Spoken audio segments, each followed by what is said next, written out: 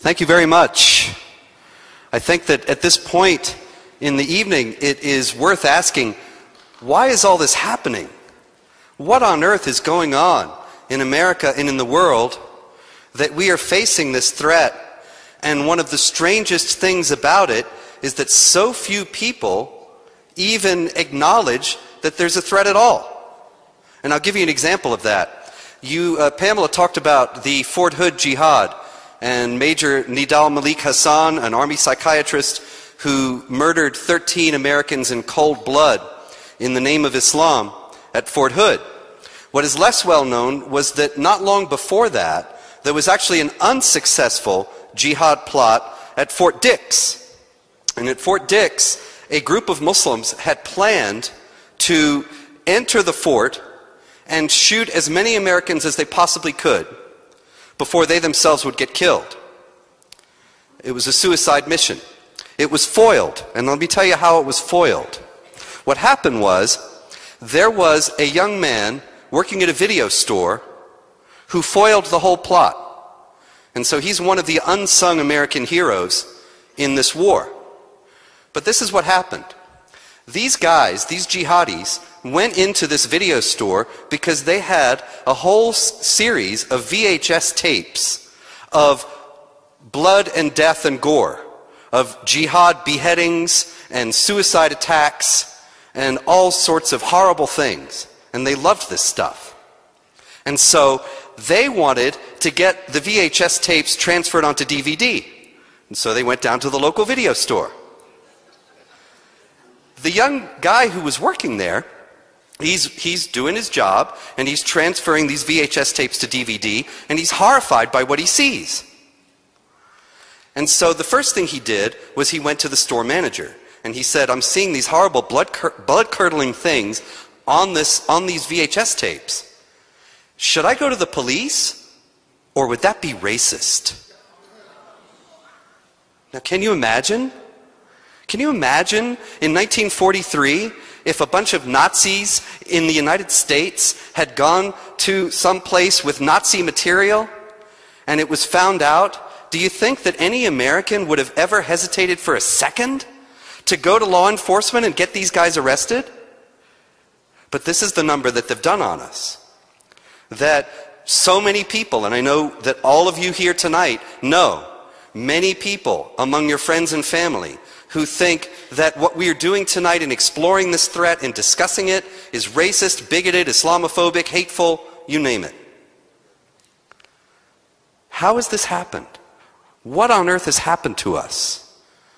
In order to understand that, I'm going to step back just a little bit and take us to 7th century Arabia.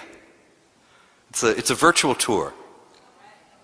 And explain what it is about Islam, what it is about Muslims that makes this problem happen.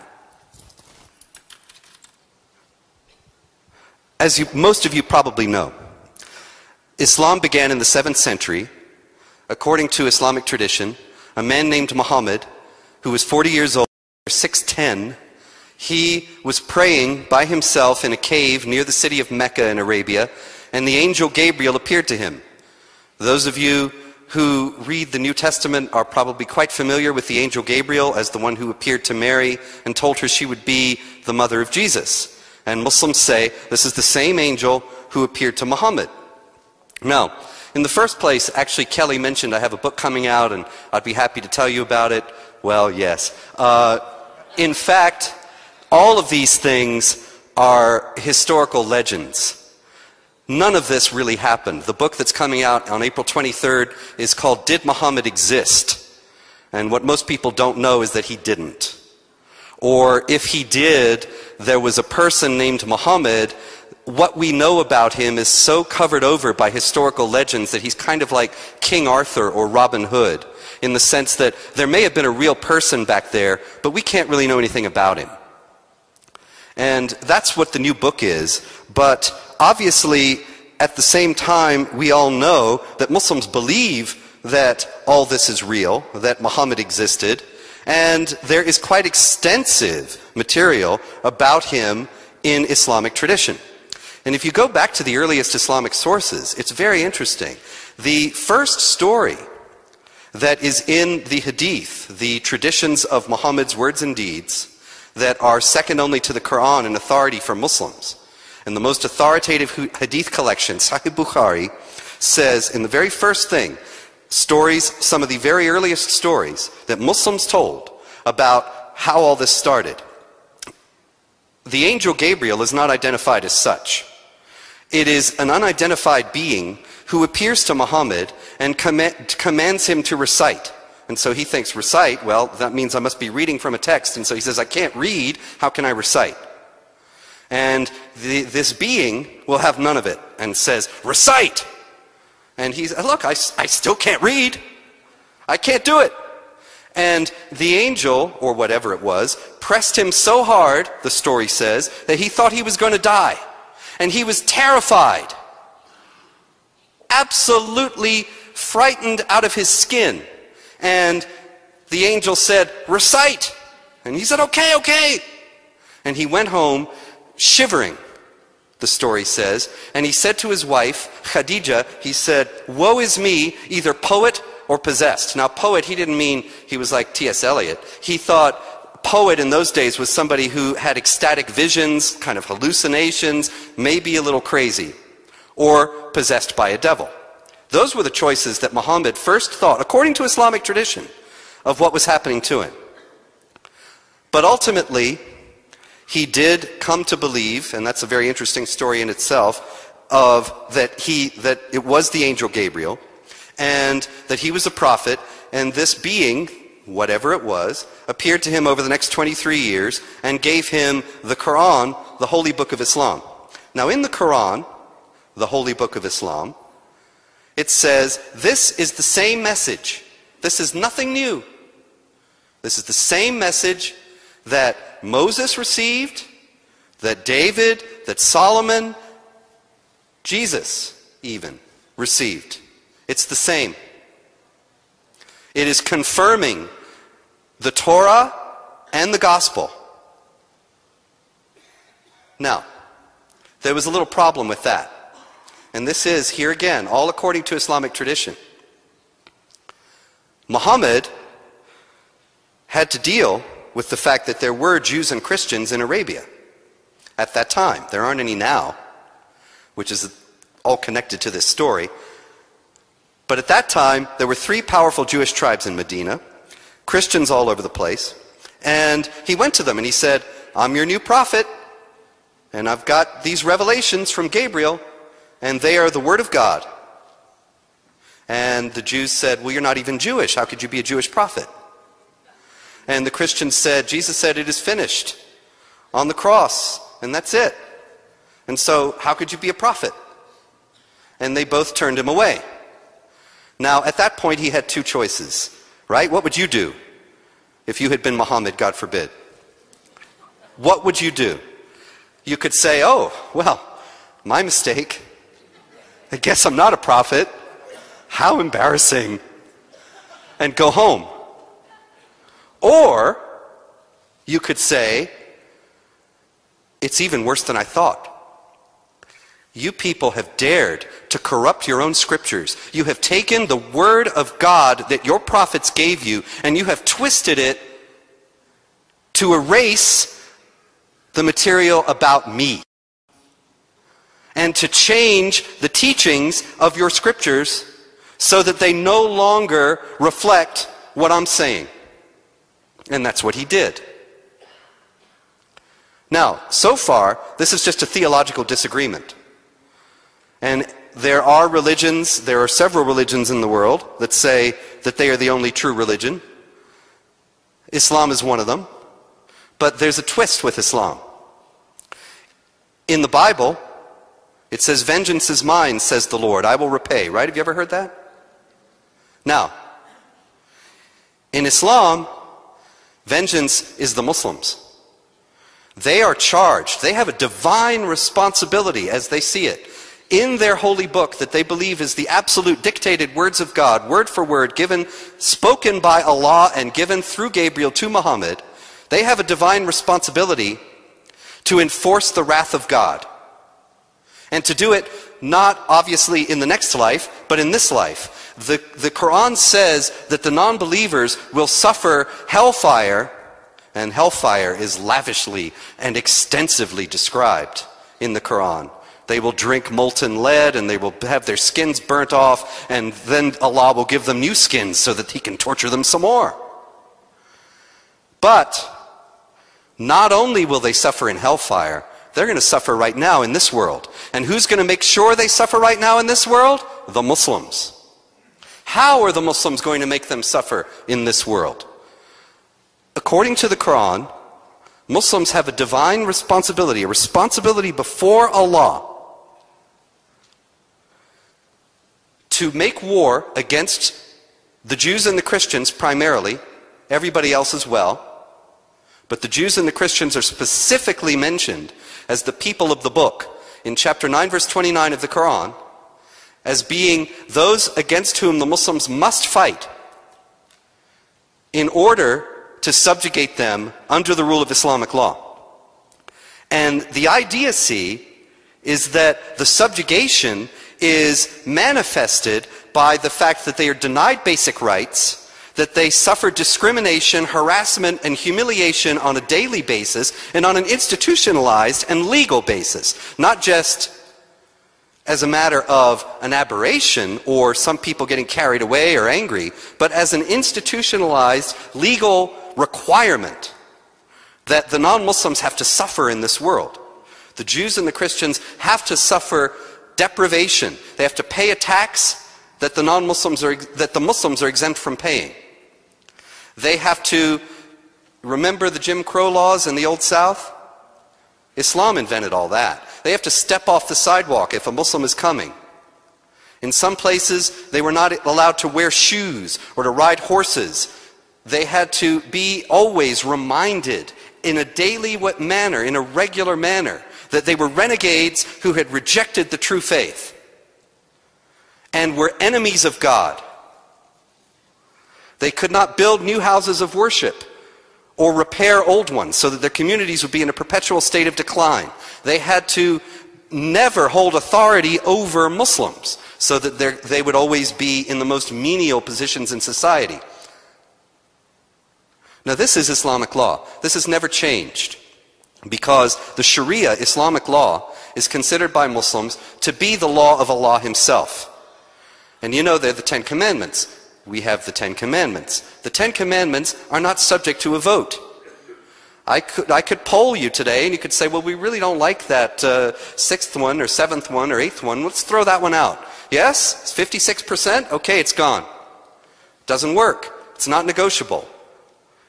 As far as Muslims are concerned, all of Islamic law is like that. Every bit of it. And Islamic law is not just about religious practices for Muslims, although it certainly includes that. It's not about how to perform the rituals properly. It's not about weddings and funerals and all that, although all that's in there. It is a comprehensive legal system that covers every aspect of life. There is nothing that you do in your day-to-day life, nothing that you've ever done that there's not a law for in Sharia. And a right way to do it, an Islamic way to do it. There's an Islamic toothbrush. I kid you not, it's actually not a toothbrush at all. It's a stick of wood. A miswak is a particular kind of wood. And that's the Islamic toothbrush. If you're not brushing your teeth with a miswak, then you're not a real Muslim. But it's not just about brushing your teeth either. It covers political aspects, societal aspects, the governance of the state, and it asserts authority over non-Muslims. And obviously it has to assert authority over non-Muslims because the non-Muslims, remember, have to be made to feel their rebellion from Allah and rejection of Muhammad and their evil for having corrupted their own scriptures and changed the teachings of the Muslim prophets, Moses and Jesus. And so, Islamic law, the primary idea of it, as far as non-Muslims are concerned, is to make sure that we are in a state of subjugation and that the Muslims have special rights special privileges that the non-Muslims do not enjoy, must not enjoy. That's the whole idea of it. And so think about some of the things, some of the examples that Pamela gave you earlier. The various workplaces, the businesses where they are making the requirements that Muslims have special break times. This was J.B. Swift Company in Greeley, Colorado. Muslims have the special breaks for their prayers that the non-Muslims don't have. And the non-Muslims actually complained about that. They complained about discrimination. They said, you know, we have to work longer hours to make up for these guys, taking these extra breaks that we can't have. But see, that's the whole idea. The whole idea is not about prayer. As Pamela noted, in Muslim countries, they don't stop 5 times a day. In Saudi Arabia they do. But in most Muslim countries, they make up the prayers at the end of the day. In most Muslim countries, they don't have foot baths in public places for Muslims to wash their feet before they pray. In America, they're putting them in at public expense in airports and universities. But not in Muslim countries. And see, the whole idea is not about the foot baths or about the prayers. That's not the point. The whole idea is not about getting the right to wear the hijab in the workplace if it's against the uniform. Those are all just details. The whole point of these initiatives is to establish the precedent, establish the principle that wherever there are Muslims and non-Muslims, the Muslims have special rights that the non-Muslims don't have. Because that's Islamic law. The stealth jihad is the working out of the Islamic imperative to subjugate non-Muslims by non-violent means.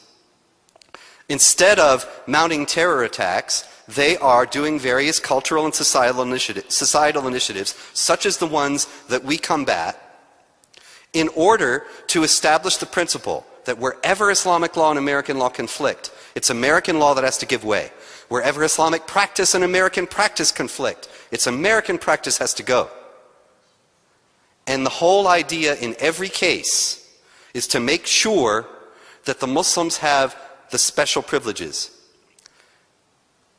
Islamic law is the only legal system of a religious nature. It's often compared. You will hear in terms of these anti-Sharia laws that are being deliberated in various states. You will hear the Islamic supremacist groups saying we can't have these laws because they'll infringe upon Muslim religious freedom and First Amendment rights. We can't have these laws because Islamic law is just a religious thing that doesn't have any political aspect. Well, that's a lie to start with. But the principle, you see, is always that non-Muslims have to obey Islamic law.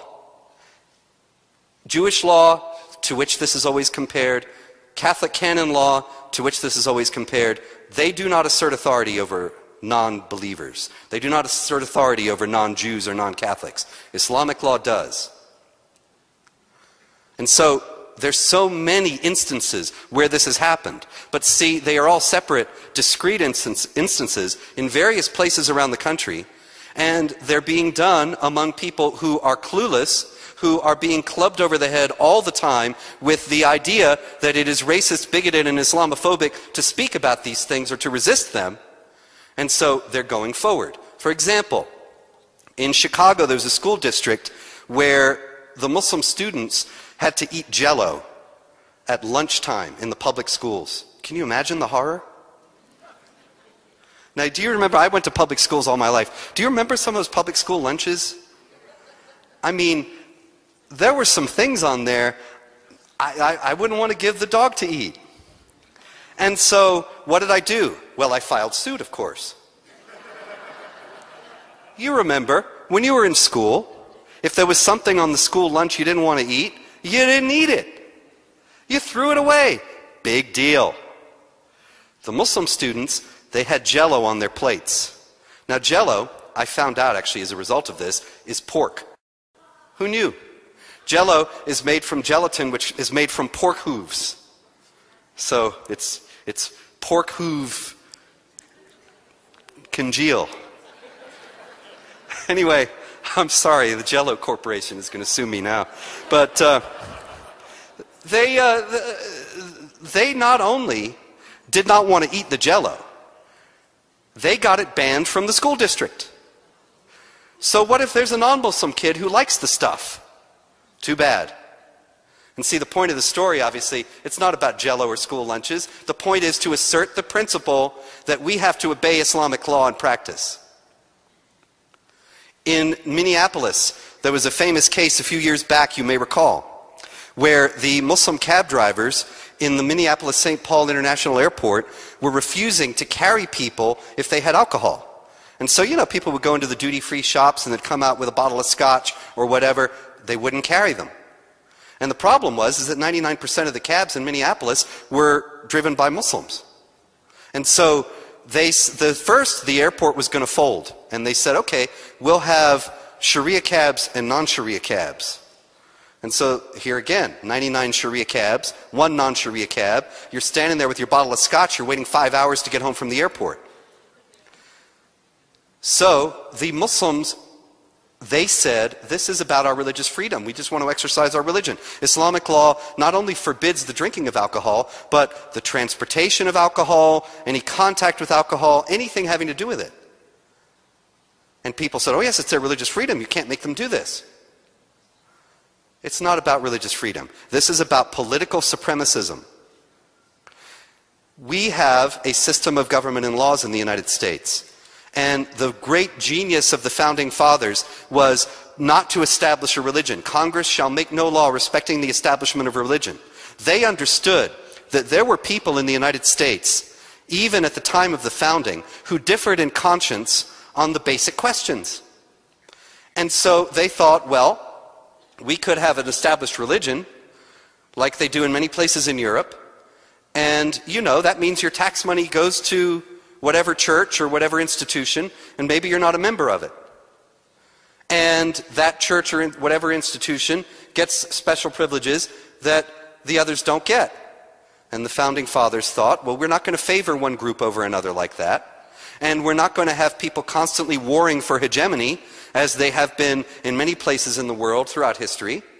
And so we're going to establish non-establishment and have people living together in harmony without trying to kill each other, even if they may differ in conscience.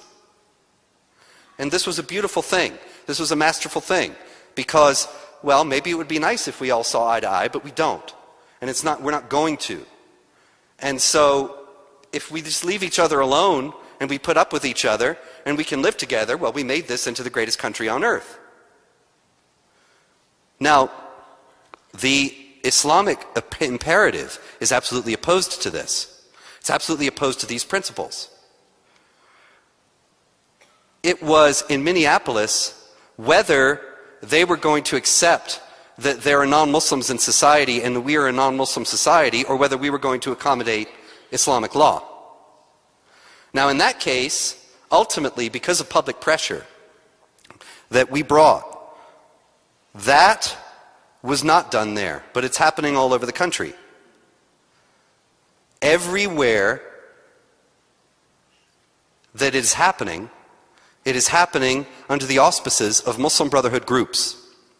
I wrote a book called Stealth Jihad in 2008 that sketches this out.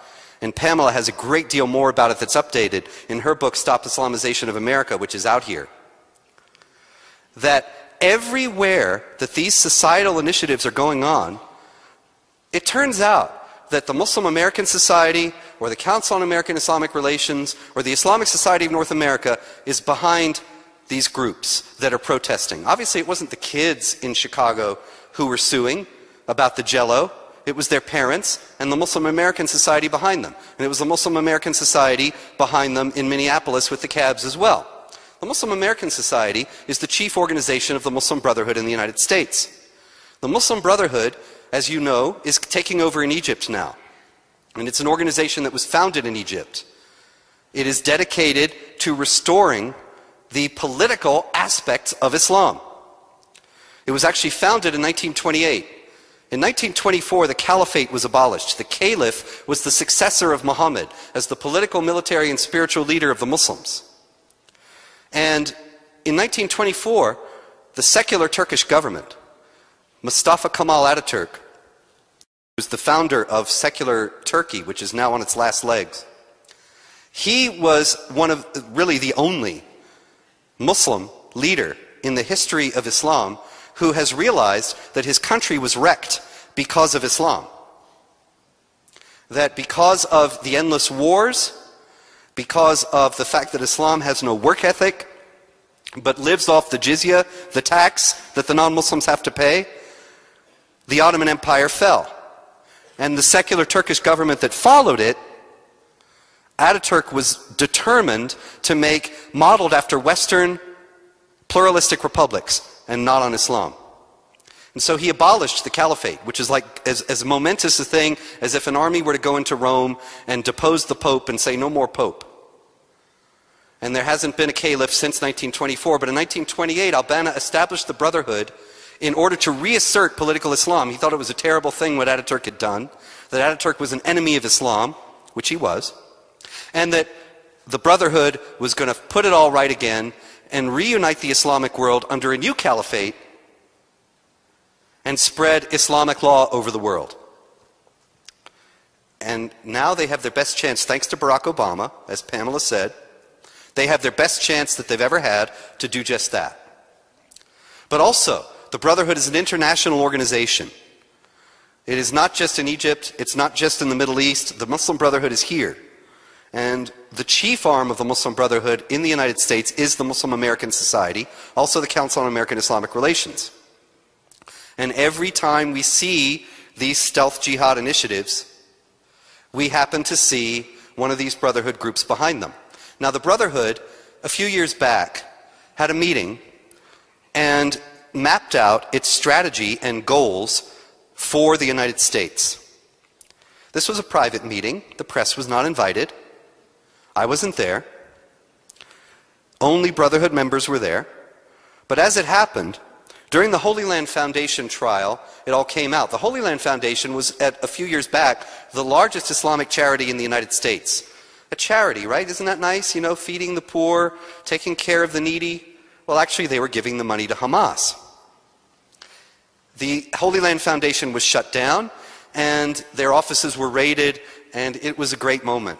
It was a beautiful thing, because we found out more about Muslim Brotherhood operations in the United States from the documents that were recovered from the Holy Land Foundation offices than we ever knew before. And this document about their strategic goals for the United States was one of the things that was uncovered. And it's, in first place, it contained a helpful list of the Muslim Brotherhood organizations in the United States. And so that's how I know that the Muslim American Society, Islamic Society of North America, Council on American Islamic Relations, etc., are Brotherhood groups. And it also said that the brothers must understand that their work in America is a kind of grand jihad in eliminating and destroying Western civilization from within and sabotaging its miserable house so that Allah's religion is victorious over other religions. Now you see, that's just standard Islam. People say, oh no, that's extremist, radical, twisted, hijacked religion of peace. That's not the real thing. But no, actually, as I explained to you before, and I have documented over and over again in all sorts of venues and in all sorts of books, the fact is that the Quran teaches that the Muslims have the responsibility to subjugate the unbelievers, that this is a universal and open-ended command for all time, and so the Brotherhood says that we're eliminating and destroying Western civilization from within. That's entirely in accord with Muhammad's imperative that he enunciated. He said, I have been commanded to fight against people, just everyone, until they confess that there is no God but Allah and that I am His messenger. So anyway, the Brotherhood organizations in the United States are essentially all the major Islamic organizations in the United States, and they are working very skillfully, very cleverly on these stealthy initiatives to assert Islamic law over American law. And one of the main things they're doing, as Pamela explained, is making war against the freedom of speech and making it so that Americans, decent Americans, are afraid to speak out about this, and that young guy in the video store is afraid to go to the police. He did ultimately, but he initially hesitated to go to the police because he was afraid it might be racist to do so. The Muslim Brotherhood in the United States is carrying out the imperative of Islamic law that stipulates for those subjugated non-Muslims that they must not mention anything impermissible about Quran, Muhammad, or Islam. Now, what's impermissible? Many times I have been accused of slandering Islam. And that's a very interesting phrase because, you know, if I asked you, what's slander? You would say, well, if you're telling lies about me, you're slandering me, right? But if you go to Islamic legal manuals in the United States that are available in English, like most notably one that Pamela mentioned, Reliance of the Traveler, Umdat as-Salik, which is a very revealing compendium of Islamic law that is endorsed by Al-Azhar University, which is one of the foremost institutions in Sunni Islam. Go to the definition of slander, and it says slander is mentioning something about someone that they don't want known.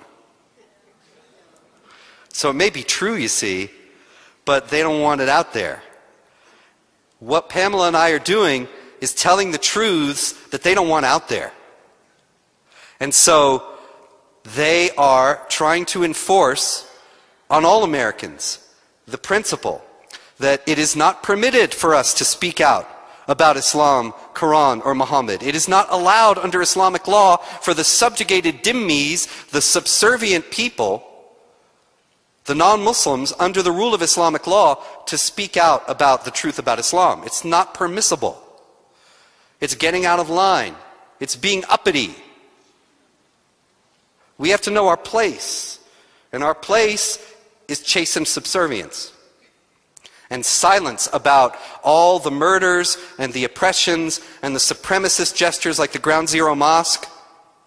You know, we have the Ground Zero Mosque film out here, and it's my favorite movie, really. I can tell you, I've seen it like 50 times, and so it's sort of like I know what everybody's going to say and yell at the screen before they say it. And you know, it's a grim topic, but it's very important. It's extraordinarily important because it epitomizes the entire Muslim Brotherhood operation in the United States. The Ground Zero Mosque, people have forgotten about, but it still could be built. We slowed them down. We may have stopped them altogether. The Ground Zero Mosque, initially they announced they were going to break ground, they were going to tear down the building that's part of Ground Zero, where one of the landing gear from one of the planes flew into the roof of the building. And they announced that they were going to tear down that building and build a 16-story mega mosque and break ground on September 11th, 2011. Well, they didn't. They still haven't torn down that building.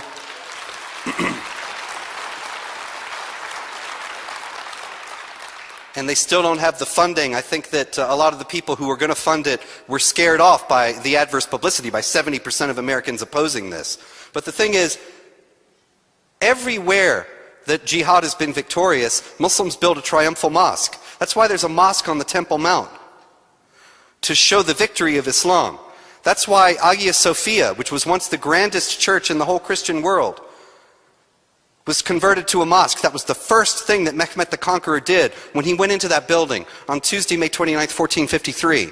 He got a muezzin to go up to the pulpit and to proclaim there's no God but Allah and Muhammad is his prophet, and it was a mosque. And it was a triumphal mosque to show the victory of Islam over the Christian Byzantine Empire. That was a triumphal mosque that they were trying to build there. And they were doing it under our noses and charging bigotry, hatred, and racism to scare off people from opposing them. And they almost got away with it. And they still might. They could come back unless we wake up to this threat. So I urge you to take a look at this movie, really, because we have a tremendous work, as Pamela explained, to do to wake up our friends and neighbors. This hall should be filled. And there should be 20 other speakers coming in after us and saying the same thing, and the hall filled for them. But they are lulling us to sleep and saying, well, no, it's a religion of peace. You know, this terrible massacre of Jewish school children in Toulouse, France, And the first thing the president of France, Sarkozy, does is go on the air today and say, this has nothing to do with Islam. And he feels like he has to say that, or the Muslims will say he's racist and bigoted, and then he'll suffer in the polls and maybe not get reelected. So what?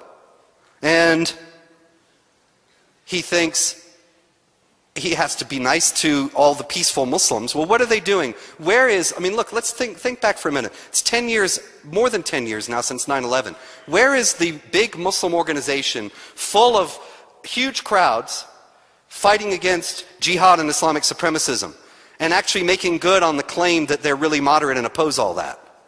Where are they? Nowhere. There is not one. They're not standing up. They're not doing anything to fight against the jihadis among them or supremacists among them. And there's a reason for that. They know that the Quran teaches this. They know Muhammad taught this. They know it far better than most Americans do. And so they're not going to stand up and speak out against the religion they believe. The Ground Zero Mosque was a tremendous example of how the Muslim Brotherhood has cowed and intimidated politicians, how it has taken complete control of the mainstream media. Pamela wrote an article about the guidelines of the Society of Professional Journalists, where it says you can never mention Islam and terrorism together. And you know, I track this at Jihad Watch every day, and I see thousands of jihad stories come across the transom all the time. And they're usually, I mean universally, they're the people who did them, it's militants, insurgents, youths, never Muslims, jihadis. Although the guy might be screaming Allahu Akbar and giving out Qurans of that morning like Major Hassan.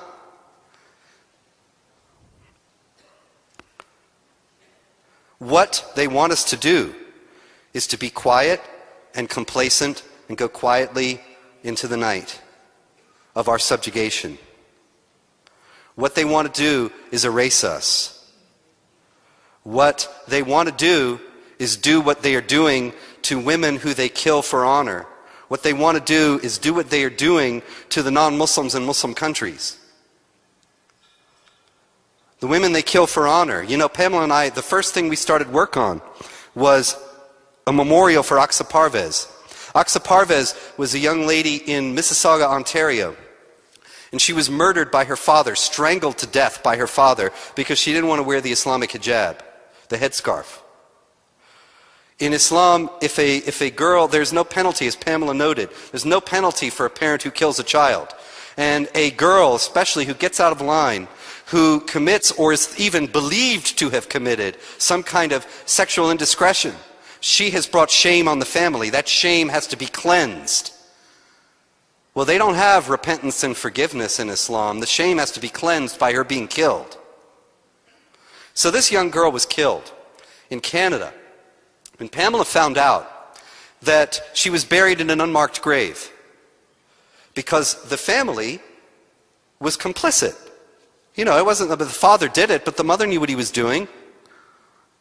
The brother was involved with the father killing the girl. And so they wanted to forget about her. She didn't exist. She was the shame of the family. And so there was no headstone.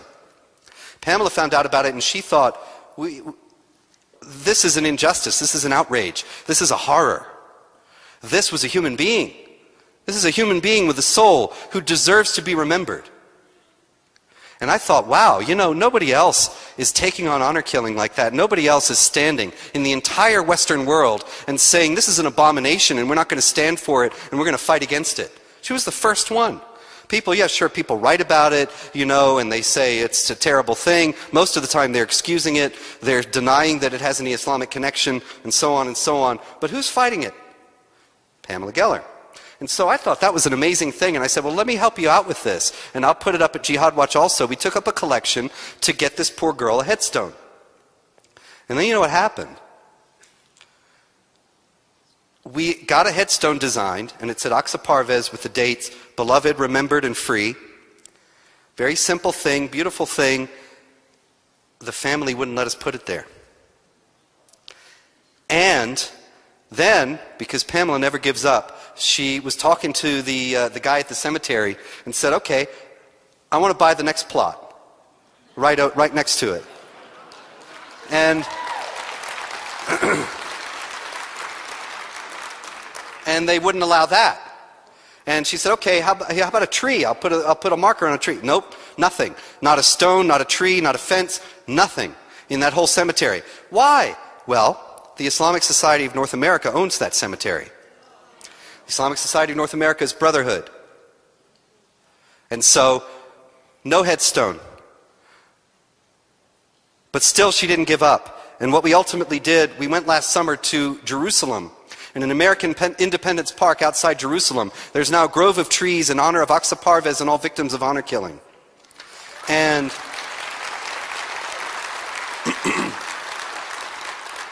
you might say, well, how does that stop honor killing? It does a great deal. In the first place, it makes the first and only, so far, public statement, except for the other initiatives that we've done, one of the only public statements that this will not stand in the West, that we're going to remember these girls that they want us to forget. We're going to remember these girls that they say don't exist. We are not going to stand for, in a larger sense, the imposition of Islamic law. We're going to make a public stand against it. We're going to speak out. We are not going to accept the attitude of chastened subservience they want us to accept. We are going to make a public stand for justice, for human rights, for the dignity of the human person, for equality for all people, for the freedom of speech, for the freedom of conscience, and we're never going to give up.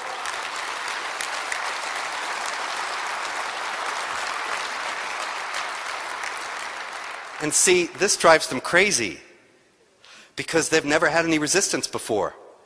Sure, there's all sorts of counterterrorism efforts, but they're all devoted, and I applaud these efforts, absolutely. They're all devoted to making sure there's not another terrorist attack. And many, many jihad plots have been foiled. You may know that there's been a tremendous spike since Barack Obama was inaugurated president in jihad plots in the United States. And there have been more jihad plots in the United States since Barack Obama became president than there were in all the years combined between 9/11 and his inauguration. Now, that's great, but there's no resistance to the stealth jihad. Nobody even knows it's going on. There's no resistance to these cultural and societal imperatives. There's no resistance to the idea that the non-Muslims have to accommodate Islamic law. There's no resistance to the idea that if you speak out about this, you're some sort of a hate monger instead of a freedom fighter and a defender of human rights. There's no resistance. We're it. Now, the thing about this is, as Pamela said, we're it. We're it in this room. This is not a war with uniforms and soldiers and guns on the battlefield. This is a war in our homes, in our societies, in our communities. There's a mosque right here. I was talking to the gentleman here earlier, and he was telling me about the mosque that you have here in Denver. Probably you have several. Who runs them? Do you know? What kind of speakers are they bringing in? Do you know? Why not? Who's going to fight against this? Who's going to fight against the spread of Sharia and Islam in Denver but you? If you don't, ain't nobody going to. It's up to us. And so I will conclude in exactly the same way that Pamela did, by emphasizing that we are all the soldiers in this fight. And her book, Stop the Islamization of America, has tremendous practical suggestions and tips on what to do, what you can do in your own place with your own time, your own talents, your own resources, what pitfalls to avoid, many, many things. It's a very rich resource. And so, remember, our founding fathers in the United States of America, when they wrote the Declaration of Independence, they said that to this great struggle, we pledge our lives, our fortunes, and our sacred honor. If we are not willing to do the same, then we are going to lose the freedoms they won for us. Thanks very much.